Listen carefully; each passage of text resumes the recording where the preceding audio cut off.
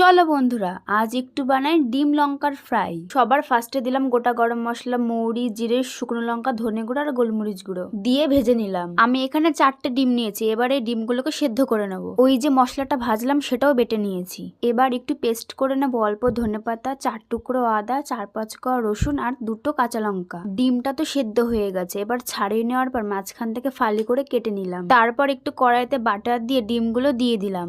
তার মধ্যে দিলাম শুকনো লঙ্কার গুঁড়ো, ধনে গুঁড়ো, লবণ আর একটু হলুদ। হালকা ভাজা হয়ে গেলেই নামিয়ে নিলাম। কড়াইতে সর্ষের তেল দেওয়ার পর কুচনো পেঁয়াজটা হালকা করে ভেজে নেওয়ার পর টমেটো টুকরো দিলাম।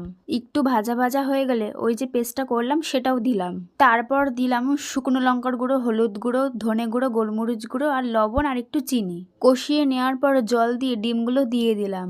তারপর একটু ফুটে উঠলেই মশলা দিয়েই নামিয়ে নেওয়ার পালা। এবার একটু ওপর দিয়ে লেবুর রস ছিটিয়ে দিয়েই খাওয়ার পালা। দারুণ হয়েছে, তোমরাও করো। Bye bye.